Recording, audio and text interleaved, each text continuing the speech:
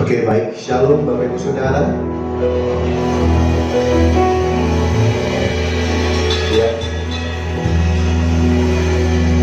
Saya undang Bapak Ibu semuanya bangkit berdiri. Kita akan mulai ibadah kita pagi hari ini.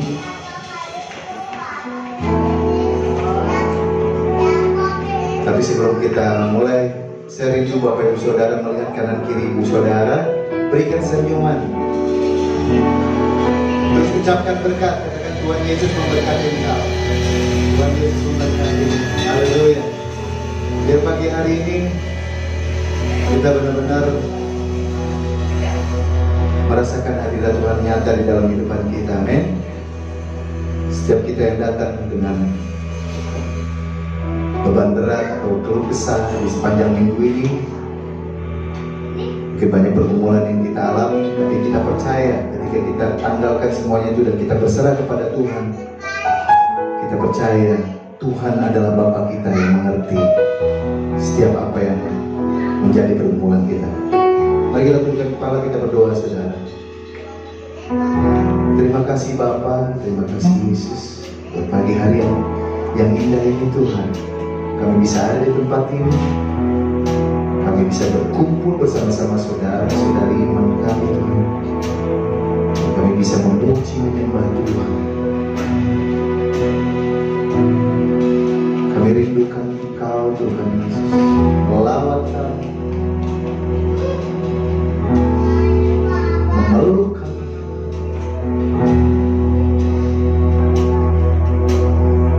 dan memberikan ketenangan kepada kami Tuhan Yesus. Tuhan Yesus, kami mau mengucap syukur Tuhan. Kami mau panggil Engkau Bapa. Engkau Bapa kami yang baik, Bapa yang baik.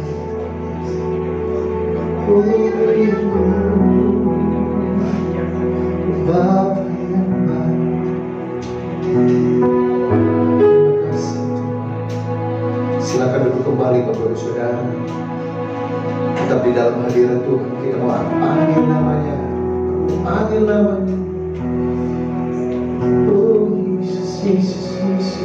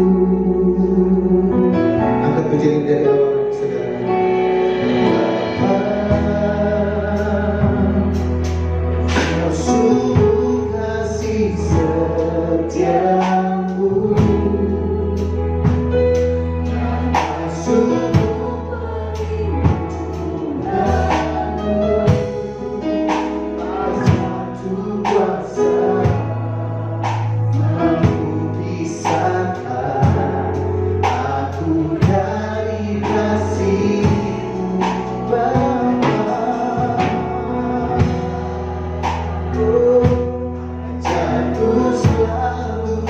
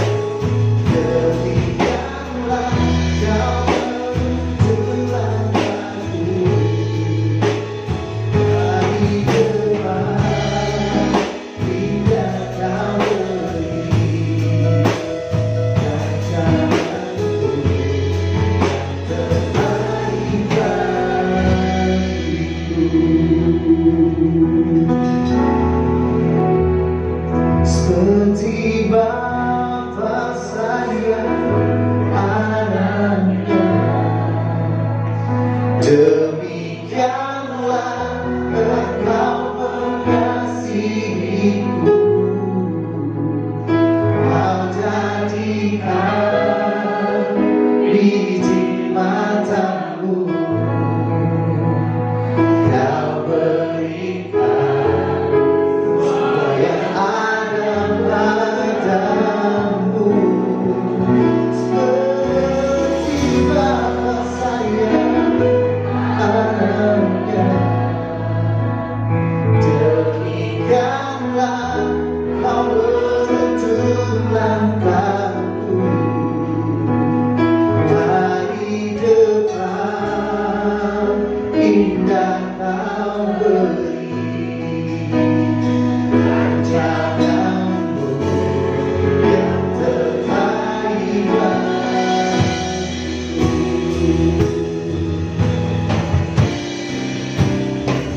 Seperti Bapa sayang anaknya, demikianlah Kau mengasihiku.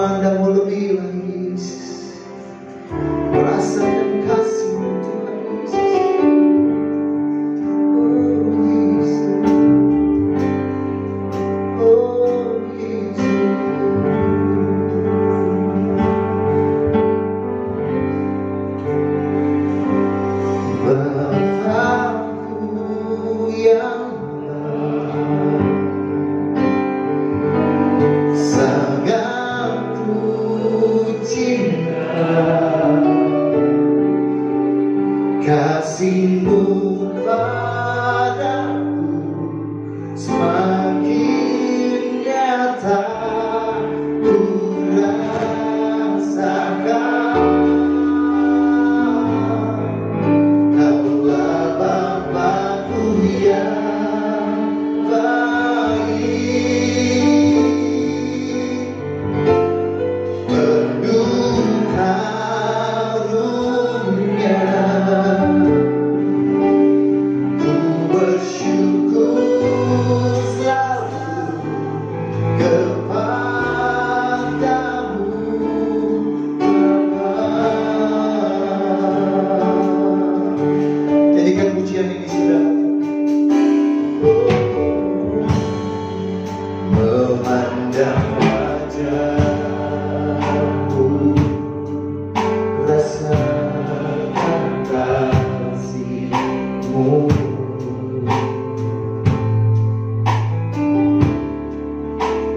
tinggal dekatku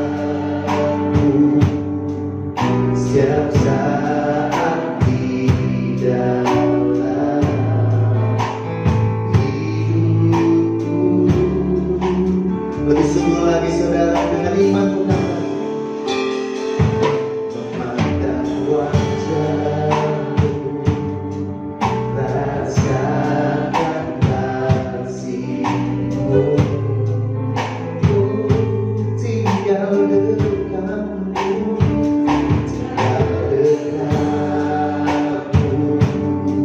setiap saat di dalam hidupku.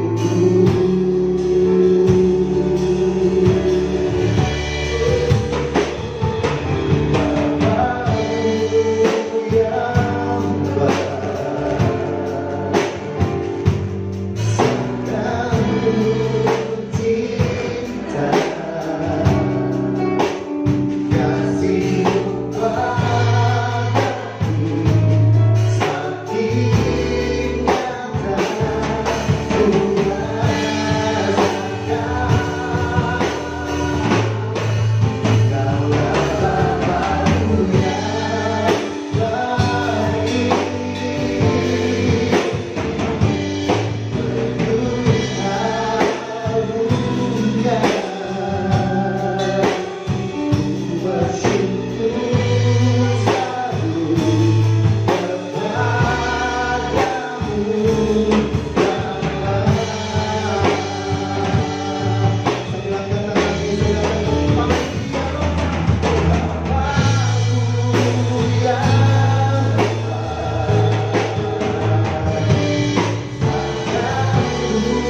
cinta, kasih-Mu padaku semakin nyata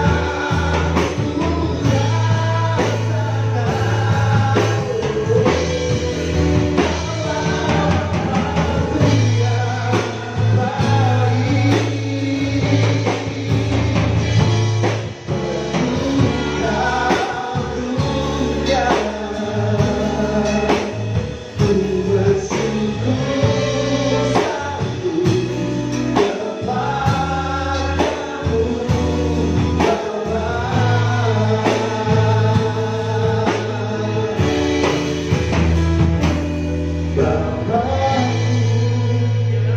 panggil dia, saudara, panggil dia, Bapa.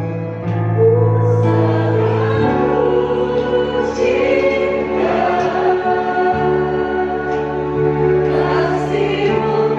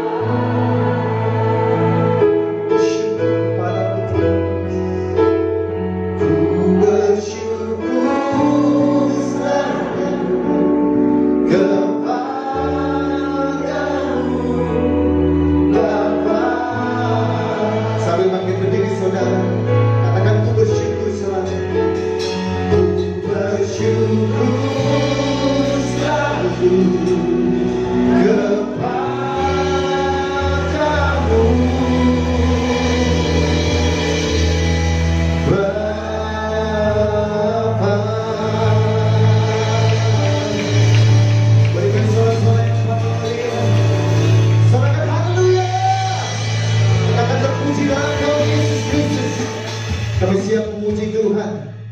Yang siap memuji Tuhan dengan saya sama-sama katakan amin. Haleluya. Siap memuji Tuhan saudara? Katakan kanan kiri saudara. Kalau memuji Tuhan jangan jaim saudara. Ayo katakan haleluya.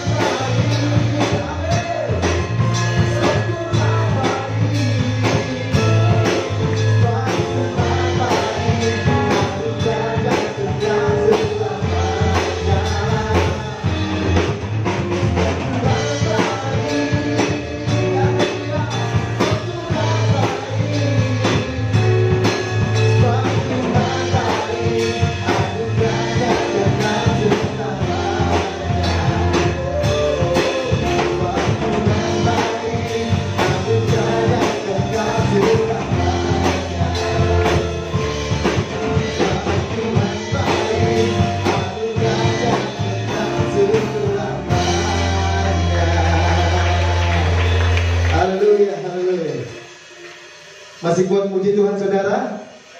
Masih kuat saudara? Siapa yang rindu? Berikan tepuk tangan yang paling meriah bagi Tuhan Yesus.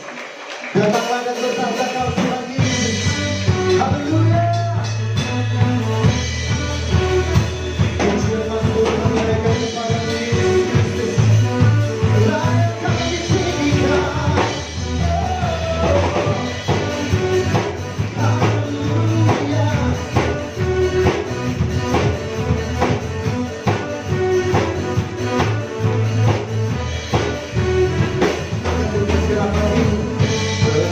Berbicara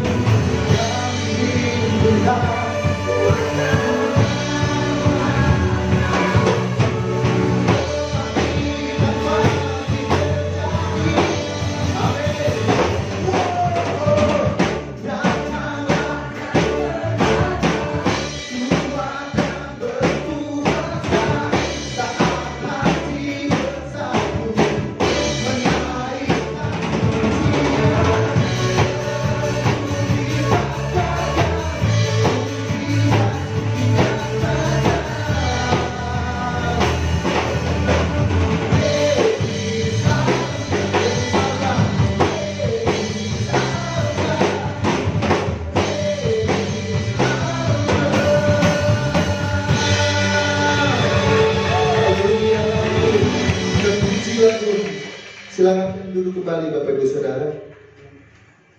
Luar biasa Tuhan dahsyat buat kita, amin. Mari kita siapkan, nanti kita akan mendengarkan firman Tuhan. Tapi sebelumnya kita akan menabur. Kita diberikan kesempatan untuk menabur, saudara.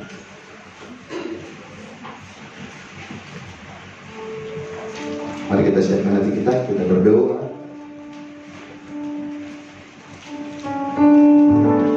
Haleluya, terima kasih Tuhan buat sukacita,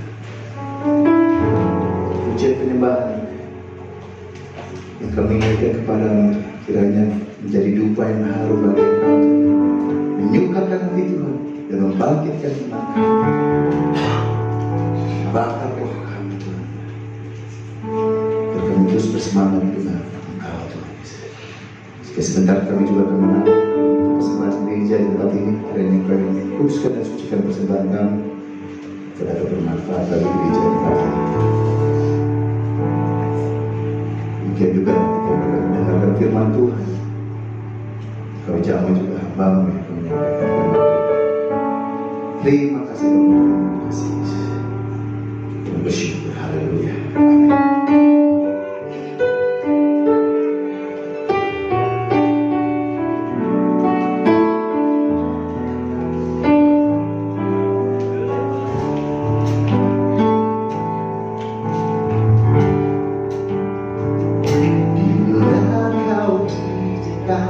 Sesuatu terjadi,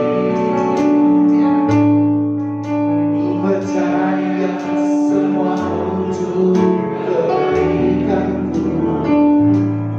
Bila nanti tiba-tiba waktu, ku percaya kuasa-Mu memulihkan hidupku.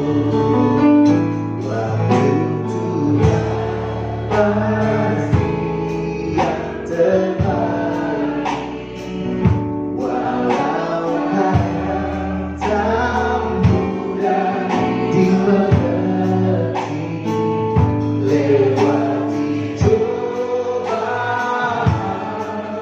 ku tetap percaya waktu Tuhan pasti yang terbaik.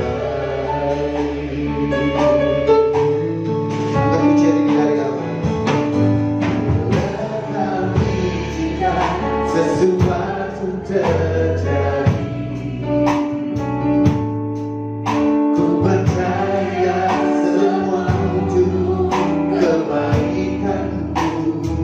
Bila nanti telah tiba waktu, ku percaya kuasa-Mu memulihkan. Sambil bangkit berdiri, saudara, katakan. Waktu Tuhan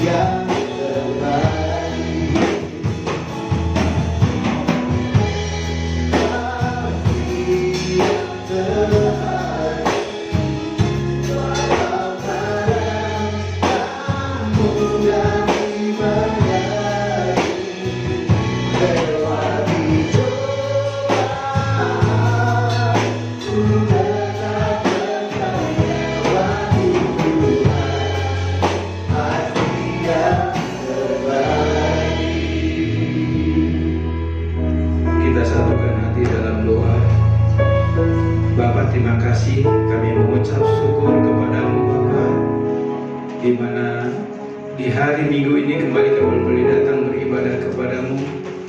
Kami percaya ketika kami beribadah kepadamu saat ini, kami percaya kami berjumpa dengan Engkau, sebab Engkau sudah menunggu kami di saat kami belum datang ke tempat ini.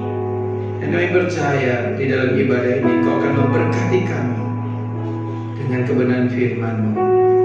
Bapa, ajar kami untuk kami selalu mentaati firman-Mu. Roh Kudus, tolong kami agar Engkau memberikan kepada kami pengertian, iluminasi, sehingga kami boleh mengerti firman yang kami dengar. Kami menangkap pesan Tuhan. Dan tuliskan ini ya Roh Kudus di dalam setiap roh hati kami masing-masing, sehingga ketika firman ini bertata di dalam hati kami, segala kejahatan yang di dalam hati kami tunduk di bawah otoritas firman-Mu. Bapa, pakai dan urapi juga hamba-Mu ini yang berdosa ini, yang banyak kekurangannya, yang hina-hina ini. Kuduskan hamba-Mu oleh kuasa darah Yesus, sehingga hamba layak melayani Engkau di tempat ini. Pakai hanya sebagai alat, tidak lebih daripada itu. Jamah hati ini Bapa untuk tidak mencuri kemuliaan nama Tuhan. Biar hikmat yang dari Allah Roh Kuduslah yang boleh disampaikan. Biar pesan-pesan yang daripada Roh Kuduslah yang boleh disampaikan. Dan Kau yang memberkati apa yang sudah dipersiapkan untuk Kau sampaikan bagi setiap kami di tempat ini. Bapa, berfirmanlah, kami siap untuk mendengarnya. Di dalam nama Tuhan Yesus kami berdoa dan kami mengucap syukur. Haleluya. Amin. Shalom. Silakan duduk saudara yang kasih dalam Tuhan.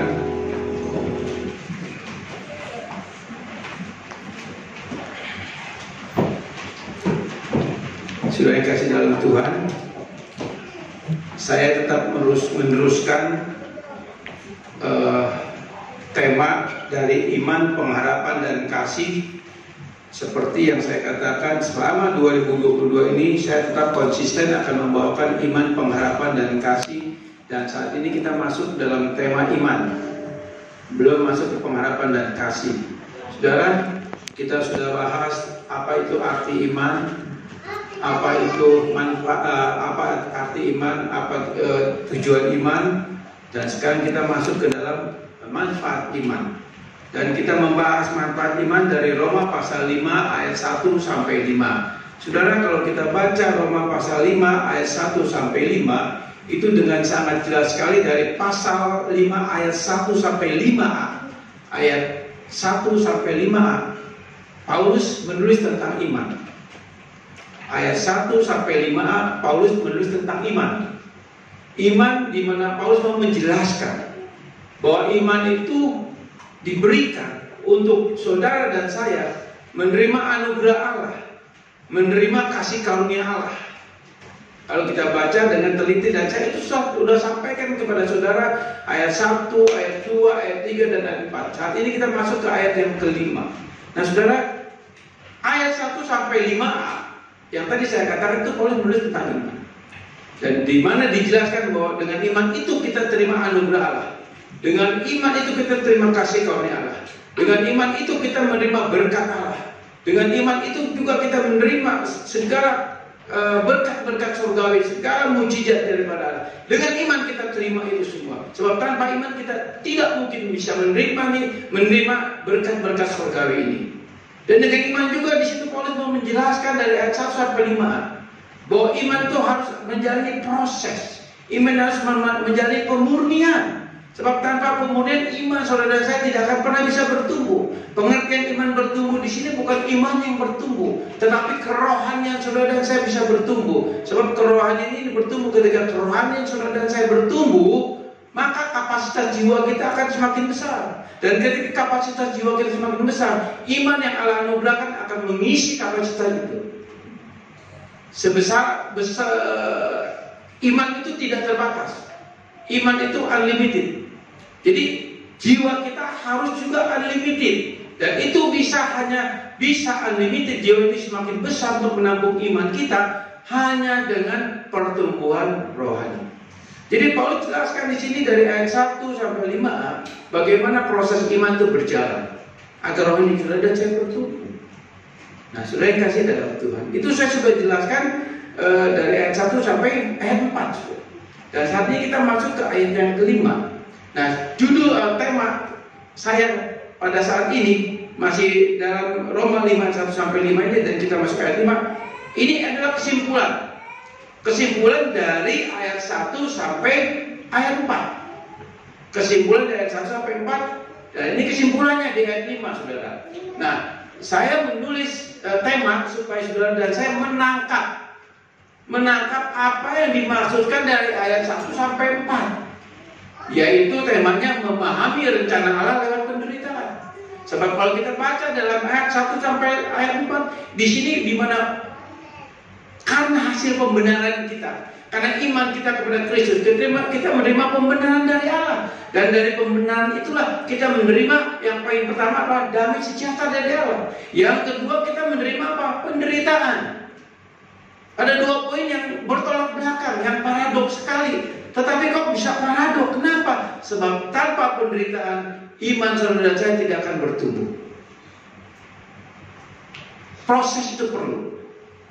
Nah, memahami rencana Allah penderitaan. Jadi berarti ada tujuan Allah ketika Allah mengizinkan penderitaan kita alami. Yang seperti waktu lalu saya katakan, penderitaan itu bukan hanya bicara saudara jadi miskin, sakit penyakit dan lain-lain. Jadi selalu seperti itu. Itu ada caranya Tuhan dan kita nggak mengerti. Dan saya percaya penderitaan yang saudara dan saya alami, pergumulan yang saudara dan saya alami, itu masing-masing berbeda. Tapi tujuannya sama, memproses kerohanian kita agar kita lebih dekat dan lebih mengandalkan Tuhan dalam kehidupan kita setiap hari. Nah, saudara kasih dalam Tuhan. Jadi memahami rencana Allah lewat penderitaan. Sebelum kita masuk ke ayat yang kelima, penderitaan, ya. Penderitaan itu ada 3, saudara, ya, atau pencobaan atau penderitaan itu identik, saudara. Penderitaan atau pencobaan itu ada 3, saudara. Yang pertama, penderitaan yang datang atau pencobaan yang datang dari si iblis. Tapi yang pertama ini, pencobaan dan penderitaan yang datang dari si iblis, yang Tuhan tidak izinkan terjadi, berarti saudara dan saya harus menghadapi itu dan memenangkan. Dan kita harus, dalam bahasa orang karismatik, kita harus tangking penderitaan itu, gitu, seperti itu, saudara. Kita harus lawan, saudara. Seperti dalam doa Bapa kami, kita tahu di dalam doa Bapa kami sangat jelas sekali, jauhkan kami dari pencobaan. Nah, itu bicara poin yang pertama, artinya pencobaan atau penderitaan yang Tuhan tidak izinkan terjadi. Jadi kita selalu berdoa dalam doa Bapa kami, jauhkan kami dalam pencobaan. Nah, ini sesuatu yang Tuhan tidak izinkan terjadi. Tetapi ada juga penderitaan yang karena kesalahan kita. Penderitaan yang karena kesalahan kita. Ini poin penting, saudara. Jadi penderitaan atau masalah itu bukan hanya datang dari iblis saja, saudara. Tapi kadang-kadang ketika kita juga bisa berbuat salah. Ketika kita berbuat salah, itu mengakibatkan penderitaan, mengakibatkan masalah. Nah, itu karena perbuatan kita. Iblis menjadi kambing hitamnya, saudara. Sesungguhnya itu datang dari kita. Ada kesalahan-kesalahan yang kita lakukan mengakibatkan kita menderita. Itu bisa terjadi, saudara. Ya, baik dalam segala hal. Nah, yang ketiga adalah penderitaan atau pencobaan yang Tuhan izinkan terjadi. Nah, itu ada di dalam Roma pasal 5 ayat 1 sampai 4 itu, saudara. Bagaimana penderitaan itu digambarkan oleh Paulus untuk memproses kerohanian kita, memurnikan iman kita, dan memproses karakter kita supaya karakter kita menjadi sempurna seperti Kristus sempurna. Tapi kesempurnaan itu berjalan sampai kapan? Apakah di dunia ini kita bisa memiliki karakter Kristus yang sempurna? Saya katakan tidak. Ketika kita nanti dipanggil dalam kematian, barulah karakter itu sempurna. Jadi kita menuju kepada kesempurnaan dari hari ke hari, level daripada karakter kita yang menjadi seperti Kristus, yang seperti dikatakan di dalam Kolose 3:12, itu akan terus meningkat. Seperti itu, saudara. Nah, saudara kasih dalam Tuhan. Kita akan baca Roma pasal 5 ayat 5. Roma pasal 5 ayat 5, demikian firman Tuhan. Bisa ditayangi Roma pasal 5 ayat 5. Saya akan bacakan, saudara, ya. Dan saudara juga baca, buka di Alkitab saudara atau di HP saudara, ya, ayat 5. Dan pengharapan tidak mengecewakan, Karena kasih Allah telah dicurahkan di dalam hati kita oleh Roh Kudus yang telah dikaruniakan kepada kita. Saya akan baca sekali lagi. Dan pengharapan tidak mengecewakan, karena kasih Allah telah dicurahkan di dalam hati kita oleh Roh Kudus yang telah dikaruniakan kepada saudara dan saya. Saudara, ayat 1 sampai 5a itu bicara iman. Tetapi ayat 5b sampai ayat 8 itu bicara mengenai kasih Kristus, kasih Allah yang diberikan kepada saudara dan saya. Jadi di sini ada dua hal dari Roma pasal 5 ini. Yang pertama adalah itu Paulus bicara tentang iman dan proses iman, bagaimana perjalanan iman kita. Tetapi di ayat yang ke-5b itu sampai ayat yang ke-8 itu bicara bagaimana kasih Allah dicurahkan begitu melimpah dalam hidup saudara dan saya. Ini hal-hal yang penting harus saudara dan saya mengerti, saudara. Ya, nah kita akan masuk ke Roma pasal 5 ini, saudara, ya. Roma pasal 5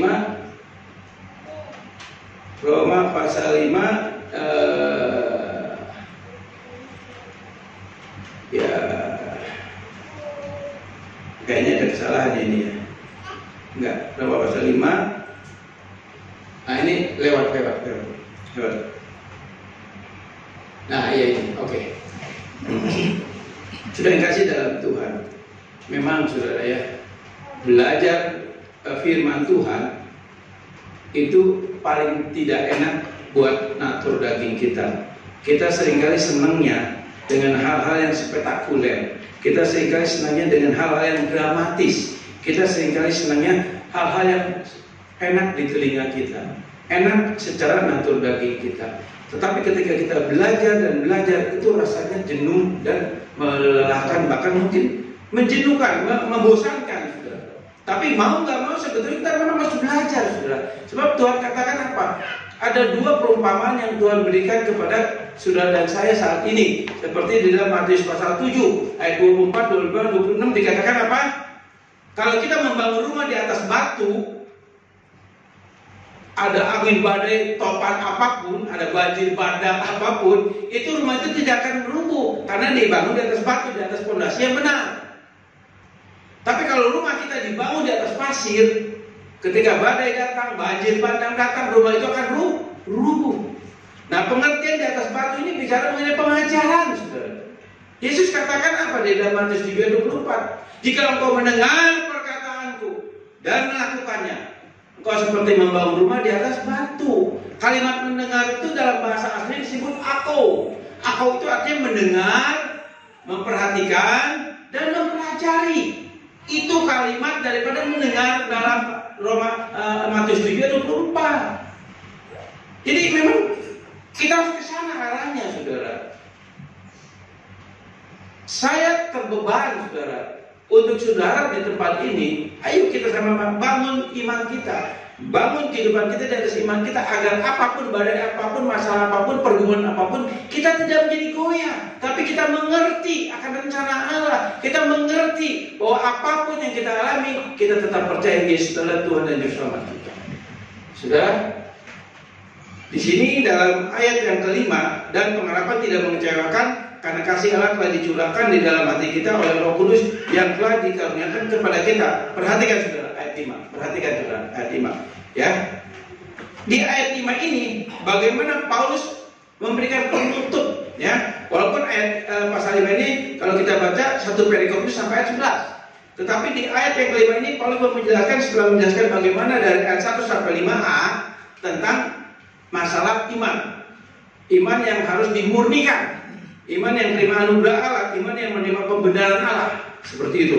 Nah, di ayat 5b-nya ini, saudara, karena kasih Allah telah dicurahkan di dalam hati kita oleh Roh Kudus yang telah dikaruniakan kepada kita.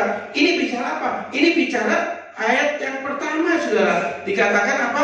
Oleh iman kita terima damai sejahtera dengan Allah. Kita diperdamaikan dalam damai sejahtera dengan Allah. Jadi damai sejahtera yang dikatakan ayat 1 itu bicara mengenai ayat 5b.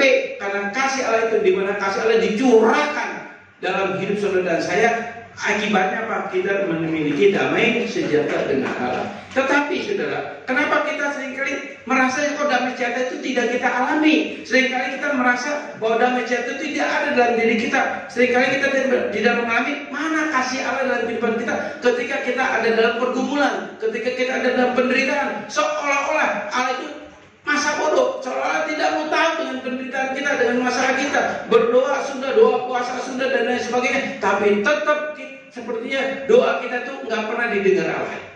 Jadi pertanyaannya seringkali di dalam hati kita muncul atau timbul adalah kenapa kita tidak alami damai sejahtera itu? Kenapa kasih Allah itu kok kita nggak rasakan dalam kehidupan kita?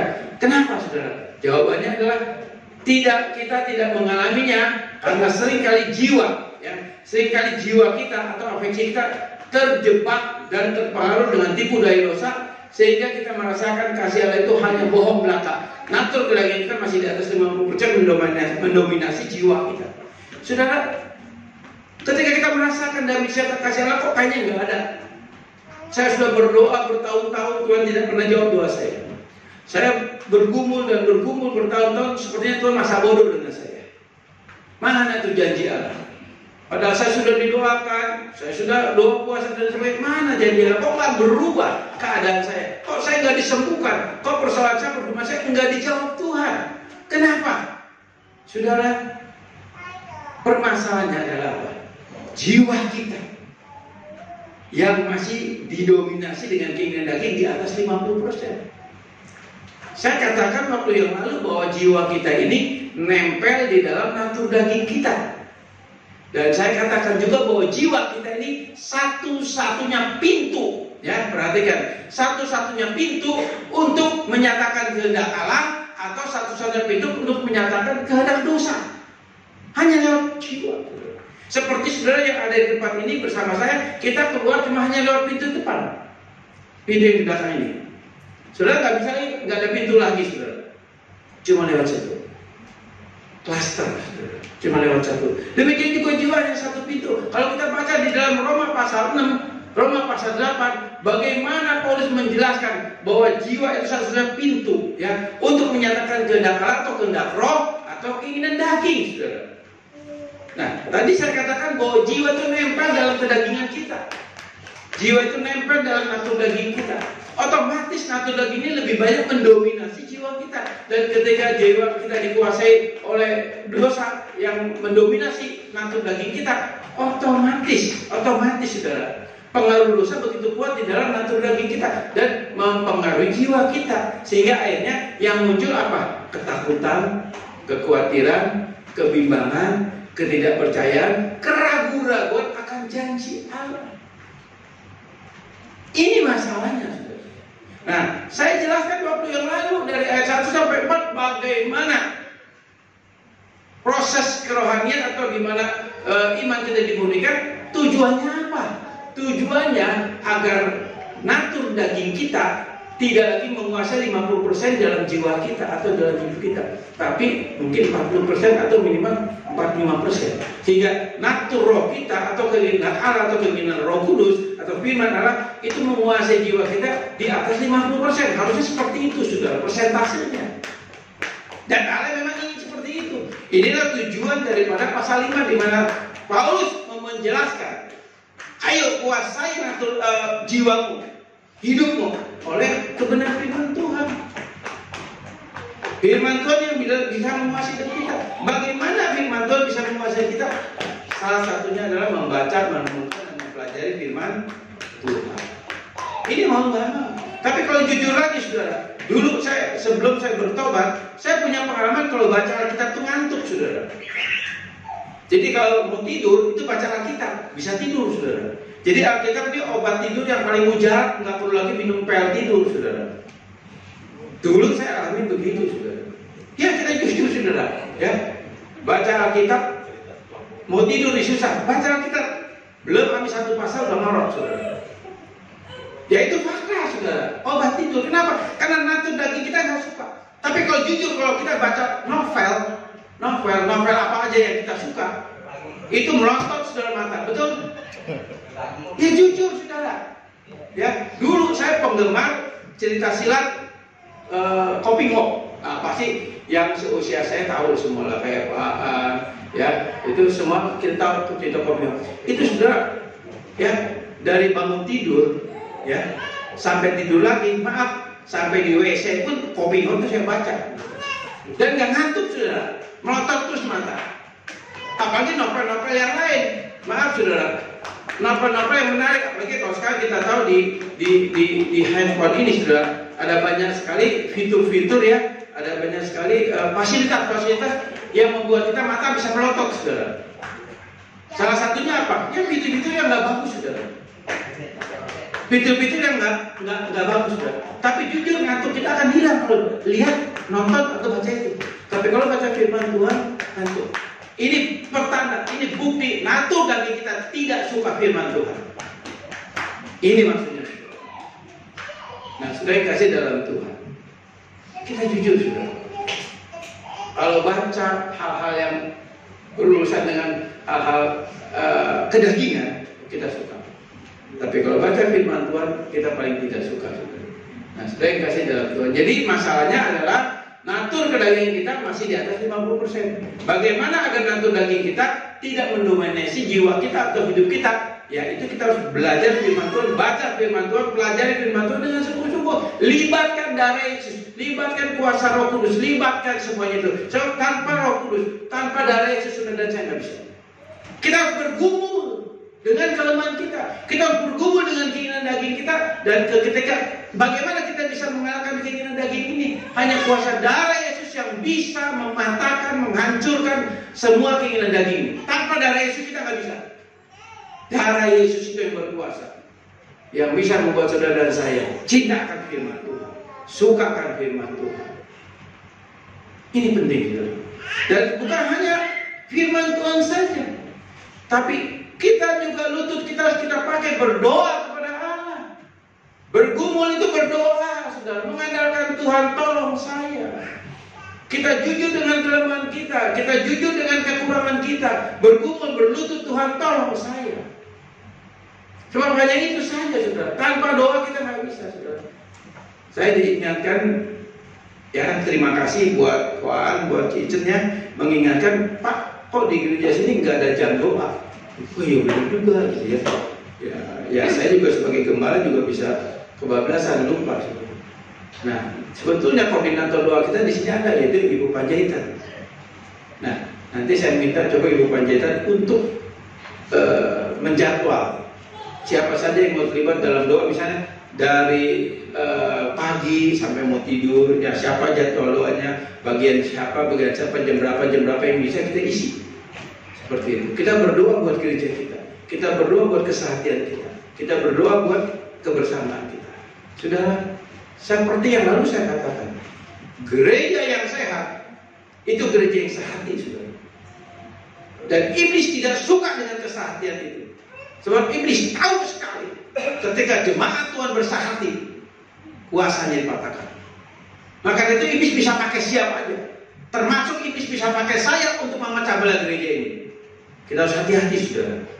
Hanya kuasa doa yang bisa membuat saudara saya tetap sehati. Jadi, saya koordinasi sama Ibu Panjaitan untuk kita bikin jam doa. Nah, saudara, selanjutnya yang sebenarnya kasih Allah itu sangat melimpah dalam natur rohani kita yang sudah disucikan dan tempat tinggalnya Allah Roh Kudus. Nah, saudara, di sini di poin yang selanjutnya, ini saya mau menjelaskan bahwa yang dikatakan di ayat yang kelima, itu kasih Allah itu dicurahkan sangat melimpah dalam natur rohani kita yang sudah disucikan. Jadi sebetulnya kasih Allah yang diartikan damai sejahtera itu kan bicara kehadiran Allah atau bicara kasih Allah itu bicara kasih Allah atau bicara kehadiran Roh Kudus dalam diri kita itu bicara damai sejahtera. Ini bicara apa? Bicara mengenai kasih Allah yang begitu besar dilimpahkan dalam hidup saudara dan saya. Jadi kasih Allah itu melimpah dalam hidup kita, dalam hati nurani kita ini melimpah sekali. Melimpah sekali, saudara. Sangat melimpah, sangat meluap-luap, saudara. Jadi kasih Allah itu begitu besar dalam hati nurani kita. Nah, kenapa? Tapi itu tidak kita alami ketika kita bergumul dan bergumul seperti Tuhan mana? Tuhan nggak pernah jawab. Tuhan masa bodoh. Kan begitu, saudara. Karena masalahnya adalah natur dosa kita lebih banyak menguasai ngatur daging kita, menguasai jiwa kita. Yang jiwa adalah satu-satunya pintu untuk menyatakan kehendak Allah atau menyatakan keinginan dosa. Nah, saudara, kita pahami ini, saudara. Ya. Yang sebenarnya kasih Allah itu sangat melimpah dan natur rohani kita ini sudah disucikan dan tempat tinggalnya Allah Roh Kudus. Jadi melimpah sekali, saudara. Dan itu semua ada pada diri saudara dan saya. Caranya gimana, saudara? Supaya ini kita bisa alami. Ya caranya itu. Duduk berlutut, Tuhan tolong saya. Sebab keinginan daging, keinginan dosa, itu hanya bisa kita patahkan, hanya bisa kita tolak dengan kuasa darah Yesus. Dan kuasa darah Yesus ini bisa efektif, bisa menjadi satu kekuatan dan kuasa pada saat lutut kita dipakai untuk berdoa, pada saat kita sehati.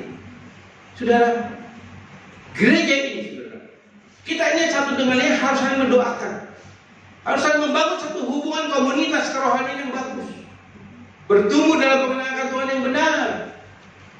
Saudara, ayo mari kita satukan hati kita berdoa buat gereja. Sebab ketika gereja ini bersatu, di situ Tuhan hadir. Tuhan hadir. Tuhan hadir. Saya akan atur nanti dengan dua penjahitan. Lanjutnya, poin lanjutnya. Ya, kita masuk poin selanjutnya, saudara. Ya, kita masuk ke kesimpulan ayat 5 ini. Saya ambil kesimpulan ini untuk menggambarkan supaya saudara dan saya ngerti dan nangkep apa yang saya maksudkan dari kesimpulan ini. Nah, saya bicara di sini mengenai penderitaan daripada Yusuf. Penderitaan daripada Yusuf. Di dalam Kejadian 45 ayat 5 sampai ke 8 ini saya baca dari bahasa Indonesia masa kini atau bahasa Indonesia sehari-hari supaya saudara lebih nangkep lagi ya. Jadi Kejadian 45 ayat 5 sampai 8 itu bunyinya begini, saudara. Jangan takut atau menyesali dirimu karena kalian telah menjual saya. Sebenarnya Allah sendiri yang membawa saya ke sini mendahulu kalian untuk menyelamatkan banyak orang. Sekarang baru tahun kedua dari masa kelaparan dan selama 5 tahun lagi orang tidak akan bisa membajak atau panen. Allah telah membawa saya mendahului kalian untuk menyelamatkan kalian dengan cara yang mengherankan ini dan untuk menjamin keselamatanmu dan kelanjutan keturunanmu. Jadi sebetulnya bukan kalian yang menyebabkan saya ada di sini, melainkan Allah. Dia telah menjadikan saya pegawai tertinggi dari Raja Mesir atau Firaun, menjadi orang nomor 2. Saya diserahkan kuasa dan atas seluruh rumah tangga dan seluruh Mesir. Nah, saudara yang kasih dalam Tuhan. Jadi dari Kejadian 45 ayat 5 sampai 8 ini saya mau menjelaskan tadi yang temanya yang saya ambil adalah manfaat penderitaannya, manfaat dari belajar dari penderitaan itu seperti apa, rencana Allah atas penderitaan. Nah, saudara, di sini kalau kita lihat ayat 45 ini pada saat posisi Yusuf sudah menjadi orang nomor 2 di kerajaan Mesir atau Firaun, ya, menjadi orang nomor 2. Tapi sebelum Yusuf mengalami ini, kalau kita mulai baca dari pasal 37, dari Kejadian pasal 37 terus itu bagaimana, ya, si Yusuf ini mengalami aniaya, mengalami penderitaan yang Tuhan izinkan terjadi. Kita tahu dalam pasal 37 dari kitab Kejadian bagaimana Yusuf menerima janji Allah. Yusuf menerima janji Allah bahwa engkau akan menjadi orang yang diberkati Tuhan, engkau akan menjadi orang hebat, engkau akan menjadi pemimpin. Bahkan 11 saudaramu akan menyembah engkau, maksudnya akan tunduk kepada engkau. Nah, apa yang dikatakan Tuhan kepada Yusuf, saat itu Yusuf baru berusia 17 tahun. Saat itu Yusuf masih remaja, berusia 17 tahun, tapi dia sudah menerima janji Allah. Dan Yusuf pegang janji Allah ini. Yusuf mengimani janji Allah ini. Tetapi faktanya, setelah Yusuf menerima janji Allah itu, lalu apakah Yusuf jadi orang hebat? Jadi orang berhasil? Jadi orang yang berkuasa? Tidak, saudara. Tapi setelah itu apa yang Yusuf alami? 13 tahun dia mengalami penderitaan. 13 tahun dia mengalami aniaya. Aniaya pertama yang dia alami adalah dari mana? Dari 11 saudaranya. 11 saudaranya berusaha untuk membunuh Yusuf. Saudara-saudaranya berusaha untuk menghilangkan nyawa Yusuf. Bahkan kalau kita baca ya di dalam Kejadian pasal 39 ya, itu bagaimana Yusuf ditelanjangi, dibuli dan ditelanjangi, telanjang bulat Yusuf, dan rencananya akan dibunuh. Tetapi Karena ini memang penderitaannya adalah penderitaan atas rencana Tuhan. Ini adalah perjalanan Yusuf yang harus Yusuf alami. Allah sudah merencanakan bahwa engkau akan menderita selama 13 tahun. Dan Allah bisa memakai siapa aja. Itu kedaulatannya Allah, saudara. Sebagaimana juga saya katakan bahwa Kristus mati di atas kayu salib. Itu atas kehendak Allah. Dan Allah memakai iblis untuk menyalibkan Yesus di atas kayu salib. Demikian juga saat ini Allah memakai 11 saudara Yusuf untuk membuat Yusuf sengsara, untuk membuat Yusuf dianiaya, untuk membuat Yusuf menderita. Yusuf mengalami itu. Kita tahu ketika Yusuf menderita, dibuang ke dalam sumur, dijual menjadi budak, dan akhirnya tinggal di rumah Potifar, lalu difitnah oleh istri Potifar, dikatakan dia mau memperkosa istrinya, padahal istrinya mau memperkosa Yusuf. Lalu difitnah oleh istri Potifar, lalu masuk dalam penjara. 13 tahun Yusuf mengalami penderitaan yang amat sama. Tetapi kalau kita baca penderitaan Yusuf yang Yusuf alami, tidak ada satu kata pun keluh kesah dari Yusuf.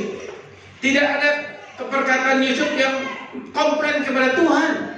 Tidak ada perkataan Yusuf yang bersungut-sungut kepada Tuhan. Tidak ada keluh kesah. Tapi kalau kita baca di dalam Kejadian 39, kita akan baca saudara ya. Kejadian 39 ya. Kejadian 39 kita akan baca ayat yang kedua. Bisa ditayangi? Kejadian 39 ayat yang kedua. Tetapi Tuhan menyertai Yusuf sehingga ia menjadi seorang yang selalu berhasil dalam pekerjaannya. Maka tinggal ia di rumah tuannya orang Mesir. Ini ketika Yusuf ada di rumah Potifar. Jadi Yusuf walaupun mengalami penderitaan yang amat sangat, dia menjadi budak. Saudara, budak zaman dulu itu nggak sama dengan budak sekarang. Kalau budak sekarang dilindungi oleh HAM, tapi budak zaman dulu itu tidak berharga, tidak lebih berharga daripada seekor binatang. Tidak lebih berharga daripada seekor binatang. Jadi kalau tuannya memiliki budak, lalu tuannya mau bunuh si budak itu, tidak ada tuntutan hukum apa-apa. Itu zaman dulu. Jadi begitu rendah dan sangat rendahnya posisi Yusuf sebagai budak. Tetapi kalau kita baca di dalam Kejadian 3 ayat 2, 39 ayat 2, itu dengan sangat jelas dikatakan Tuhan menyertai Yusuf sehingga ia menjadi seorang yang selalu berhasil dalam pekerjaannya, maka tinggal ia di rumah tuannya orang Mesir, maksudnya di rumah Potifar. Saudara, ini kalimat yang luar biasa, ini firman yang luar biasa. Tuhan menyertai Yusuf. Jadi ketika saudara dan saya mengalami penderitaan, aniaya atau pencobaan, saudara jangan berkata Tuhan tinggalin saya. Jangan sudah berkata Tuhan sudah marah kepada saya. Tuhan gak suka sama saya karena keberdosaan saya. Tidak, Tuhan selalu menyertai saudara. Kemanapun dan dimanapun dalam keadaan apapun. Sesungguhnya Tuhan tidak pernah tinggalkan saudara dan saya. Sekalipun kita dalam titik terendah, Dia menyertai kita. Sebagaimana Tuhan menyertai Yusuf. Pada saat Tuhan menyertai Yusuf, apakah posisi Yusuf menjadi orang hebat? Tidak. Tetap statusnya sebagai budak. Sebagai budak. Tapi Tuhan menyertai Yusuf. Ini bukti Tuhan menyertai Yusuf. Ini bukti proses kerohanian Yusuf. Ini bukti dari pemurnian iman Yusuf. Allah mempersiapkan Yusuf untuk terima berkat yang luar biasa. Dan Yusuf harus melewati penderitaan yang Allah izinkan. Sehingga ketika dia lulus dari penderitaan itu, Allah persiapkan Yusuf menjadi orang nomor 2 di Mesir. Berkat Allah begitu melimpah dari Yusuf dalam bentuk materi. Saudara, kalau kita lihat lagi pasal 39 ayat yang ke-21, saudara. Ayat yang ke-21 saudara. Ayat yang ke-21. Ya, ayat yang ke-21 ini cerita bagaimana Yusuf setelah difitnah oleh istri Potifar, bahwa dikatakan Yusuf mau memperkosa Potifar. Sebetulnya Potifarlah yang mau memperkosa Yusuf, ya. Nah, tetapi difitnah. Tetapi ketika Yusuf ini Kejadian 39-21 ini bicara mengenai Yusuf yang sudah masuk penjara, dipenjarakan oleh Potifar karena difitnah oleh istrinya. Tetapi Tuhan menyertai Yusuf dan melimpahkan kasih setianya kepadanya dan membuat Yusuf kesayangannya bagi kepala penjara itu. Jadi saudara bayangin saudara, betapa luar biasanya. Ketika Yusuf ada di penjara, ya, ketika Yusuf ada di penjara, Tuhan tetap menyertainya. Tuhan tidak meninggalkannya. Saudara, kalau kita baca Yusuf itu ada di penjara, bukan penjara seperti saat ini, saudara. Tapi penjara pada zaman itu, saudara, itu bicara zaman itu ada penjara yang ada di bawah tanah. Penjara yang ada di bawah tanah, tidak mengenal sinar matahari. nggak tahu siang atau malam, nggak tahu terik atau hujan, nggak tahu saudara. Karena di bawah tanah Yusuf ditinggalnya, di penjaranya saudara.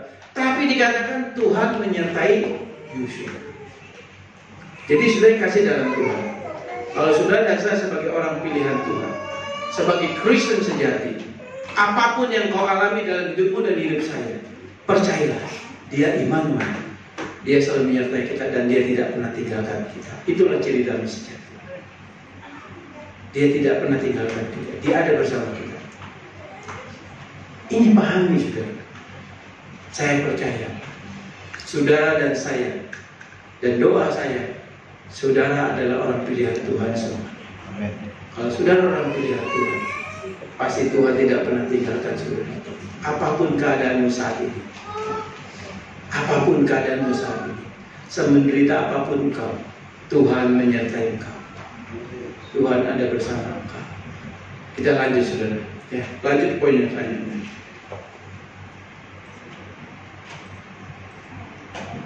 Ya, pindah lagi saja. Poin selanjutnya.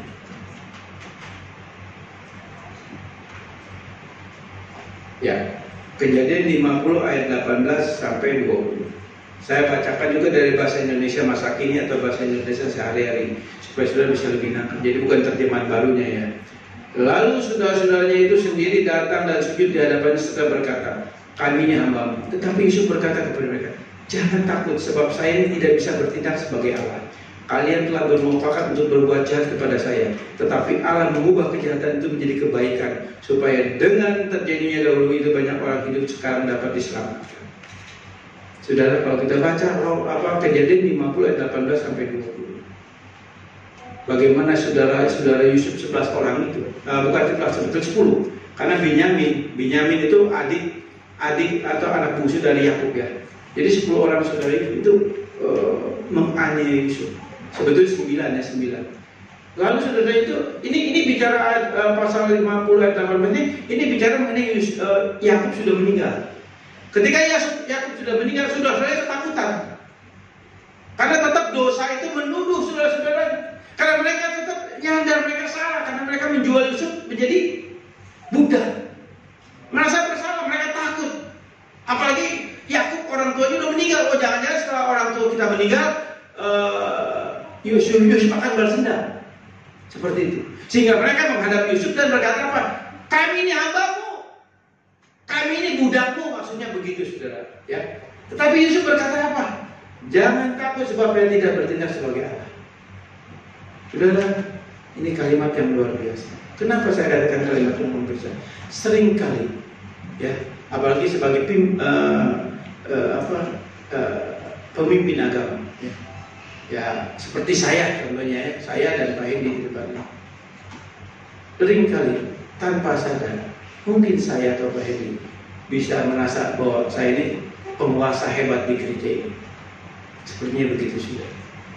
Jadi saya ini hebat, saya ini yang menguasai gereja ini semua ini bagaimana saya? Seperti itu sudah. Seringkali tanpa sadar mungkin saya bisa lakukan itu sudah. Tapi sesungguhnya kalau kita menyadari dan kerendahan hati kita, semua karena anugerah Allah. Semua dalam kendali Allah. Semua dalam kontrol Allah. Dan gereja ini yang berdaulat adalah Allah. Bukan saya dan Pak ini sebagai gembala dan wakil gembala. Tidak saudara. Tapi otoritas tertinggi ada di dalam Yesus Kristus Tuhan. Dialah gembala agung kita. Saya dan Pak Edi hanya wakil yang Tuhan percayakan untuk mengembalakan di tempat ini. Tidak lebih daripada itu. Artinya saya pun budaknya Allah, hambanya Allah saudara. Dengan Pak Edi. Tidak lebih daripada itu saudara. Memang saudara, dalam kepemimpinan gereja itu bersifat teokratis saudara. Apa sih itu teokratis? Teokratis artinya jemaat tunduk kepada gembala dan wakil gembala. Jemaat tunduk kepada gembala dan wakil gembala. Jemaat tunduk kepada gembala dan wakil gembala. Lalu gembala dan wakil gembala tunduk kepada otoritas Allah. Itu teokratis. Itu yang diajarkan Alkitab. Hati-hati saudara. Ya, saya katakan hati-hati saudara. Walaupun saya buruk, walaupun mungkin saya nggak bagus, tapi seburuk-buruknya saya dan Pak Hendi, kami adalah wakilnya Allah di tempat ini.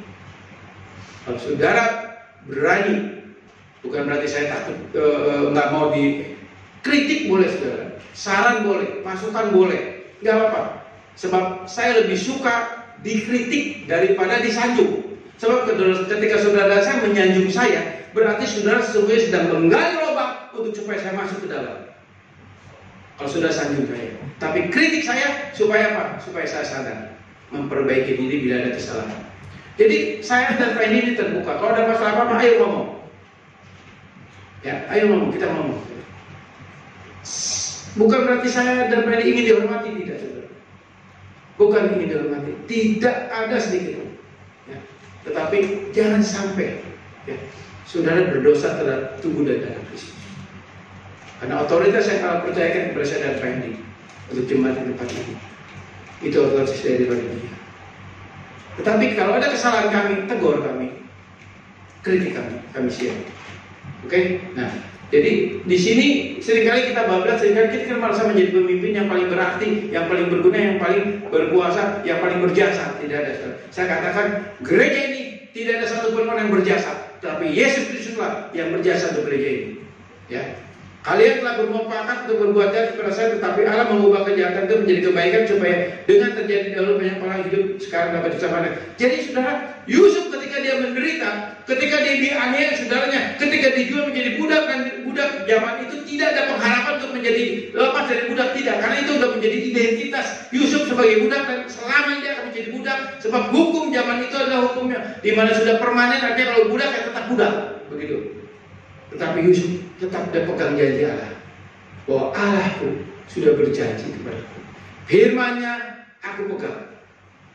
Kok perjanjian antara Allah dengan aku dengan Allah aku pegang. Jadi apa yang kita lihat di sini, saudara? Kita lihat, ya. Yusuf melihat, Yusuf berkata bahwa walaupun engkau menganiaya aku, engkau menjadikan aku budak, engkau melecehkan aku dan lain sebagainya, tetapi Allah mengubah kejahatan itu menjadi kebaikan. Saudara, penderitaan yang kita alami, yang Tuhan izinkan terjadi, percayalah, di balik itu ada berkat Tuhan buat saudara dan saya. Di balik itu ada mujizat Tuhan yang Tuhan berikan buat saya. Di balik itu ada pemulihan yang Tuhan berikan buat saya dan saya. Memang saudara, menunggu mujizat Tuhan, menunggu berkat Tuhan, menunggu pertolongan Tuhan, itu ada waktunya, bukan waktu saudara dan saya, tapi kairosnya Tuhan. Tuhan itu punya waktu. Tuhan itu punya waktu. Kita tidak bisa intervensi kepada Allah. Kita tidak bisa mengatur Allah. Kita tidak bisa menyuruh Allah untuk Allah menolong kita, untuk Allah membuat mujizat kepada kita. Tidak bisa. Kita hanya minta, tapi Allah punya waktu untuk bekerja. Allah punya waktu untuk menyatakan kuasa dan kemuliaan. Seringkali banyak orang berdoa secara berdoa antroposentris, bahkan menjurus kepada fatalistik. Artinya apa? Berdoa kepada Allah sepertinya berdoa kepada Allah, tapi sesungguhnya dia berdoa kepada dirinya sendiri. Dia berdoa kepada dirinya sendiri. Kenapa? Karena beriman kepada dirinya sendiri. Dalam nama Yesus saya pasti sembuh. Dalam nama Yesus Tuhan buka jalan. Belum tentu. Kita berdoa boleh, Tuhan sembuhkan saya, Tuhan berkati saya, Tuhan tolong saya. Boleh berdoa seperti itu. Memang Tuhan ajarkan minta, ketuk, datang. Itu Tuhan ajarin. Tetapi kita harus tahu ada waktunya Tuhan untuk menolong kita. Ada waktunya Tuhan untuk menjawab doa kita.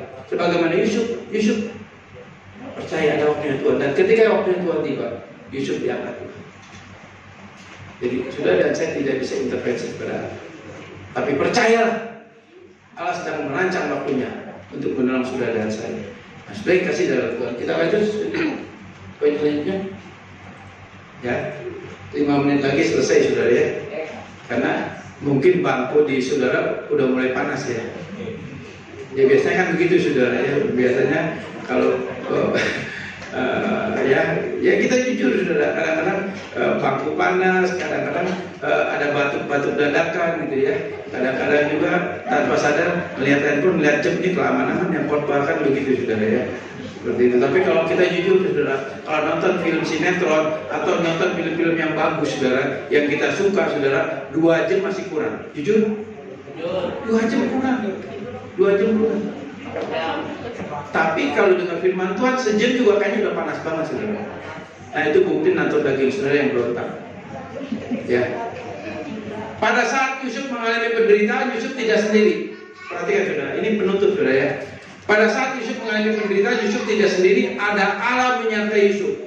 Dan pada saat waktunya Allah tiba, di saat Yusuf mengalami setiap puncak penderitaannya, Allah menyatakan kemuliaannya. Saudara perhatikan ini saudara. Pada saat Yusuf mengalami penderitaan, Yusuf tidak sendiri, ada Allah menyertai Yusuf. Dan pada saat waktunya Allah tiba, saat Yusuf mengalami setiap puncak penderitaannya, Allah menyatakan kemuliaannya. Artinya apa saudara? Artinya pada waktunya Tuhan. Percayalah, ada waktunya Tuhan. Tuhan menolong saudara, Tuhan menyembuhkan saudara, Tuhan memulihkan saudara, Tuhan menolong saudara, Tuhan menjawab doa saudara. Ada waktunya Tuhan. Ya, ada waktunya Tuhan. Jadi di dalam Roma 8 ayat 28, Allah turut bekerja untuk mendatangkan kebaikan bagi mereka yang mengasihi Allah. Kalimat mengasihi Allah ini kalimat bicara orang pilihan, orang yang percaya kepada Kristus, seperti itu maksud saudara. Yusuf disertai Tuhan dan Tuhan membuat Yusuf berhasil sesuatu yang dikerjakan. Jadi semua yang Yusuf kerjakan dalam sebagai budak, Tuhan membuat berhasil. Tuhan menyertai Yusuf dan melimpahkan kasih setia. Jadi walaupun dalam penderitaan, ya Yusuf tetap dilimpahkan kasih setia. Sudah kasih dalam Tuhan. Saya sampai di sini nggak lanjutkan lagi, saudara, karena saya tahu saudara sudah nyaman dengan bangku saudara, ya, dengan pantat saudara. Maaf saudara, ya, kita jujur aja saudara ya. Tapi kalau misalnya di sini saudara, kalau saya ini sebagai artis saudara, ya, kalau artis saudara, kalau saya sebagai artis saudara, kayaknya saudara kalau saya nyanyi 2-3 lagu terus 3 jam juga oke saudara kan, gitu, saudara. Tapi kalau kita karaoke saudara ya, karaoke itu 4 jam 5 jam juga kurang saudara, happy aja saudara. Ya, ini hanya sebagai mob saja saudara. Saya benar para pemusik maju ke depan. Terima kasih dalam Tuhan. Saya minta untuk saudara bangkit berdiri. Kita akan nyanyikan lagu Indah Rencanamu. Indah Rencanamu. Tuhan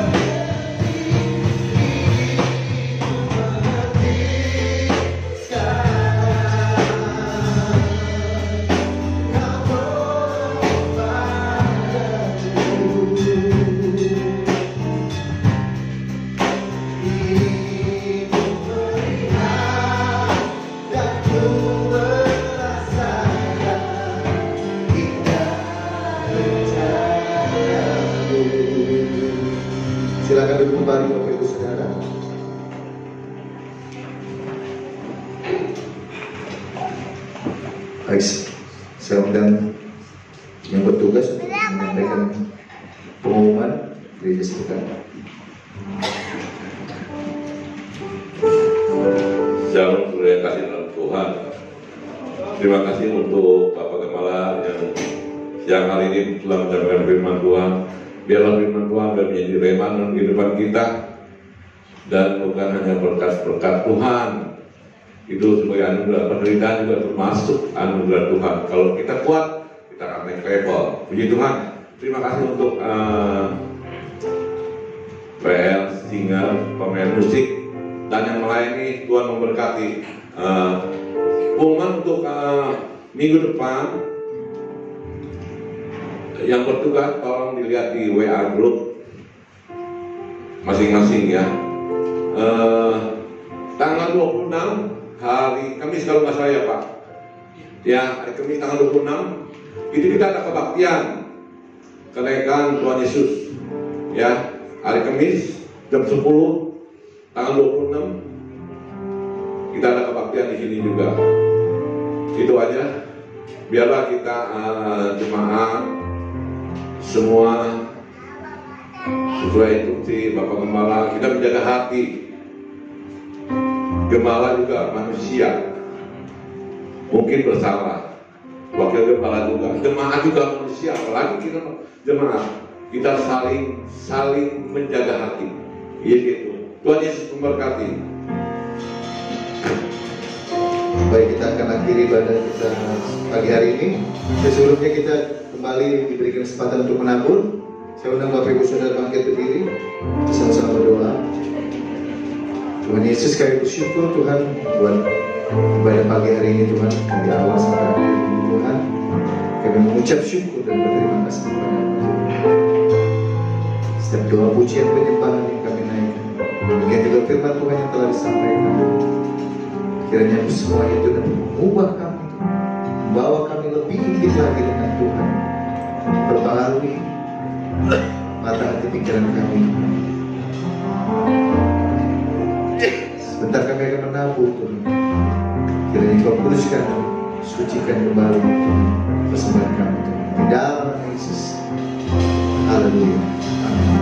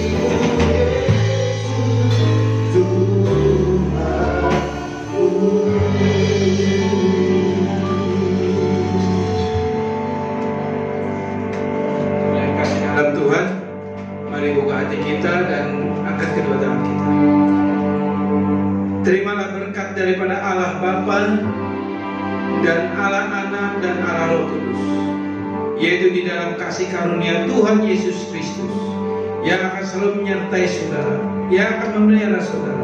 Dan percayalah, kasih setia Allah yang sangat melimpah ada di dalam hidup saudara dan saya. Dan percayalah, kasih itu mengalir seperti sungai yang deras, yang tidak akan pernah berhenti, terus dan terus mengalir dalam hidupmu dan hidup saya. Saudara yang kasih dalam Tuhan, percayalah, Allah tidak pernah meninggalkan saudara dan saya. Sekalipun kau dan saya ada dalam titik kerendahan, ada dalam pergumulan yang amat berat, apapun masalah dan pergumulanmu, percayalah Dia Immanuel, Tuhan yang selalu beserta kita. Dia menopang kita dan ada waktunya, pada saat waktunya tiba, engkau dan saya Tuhan akan kembali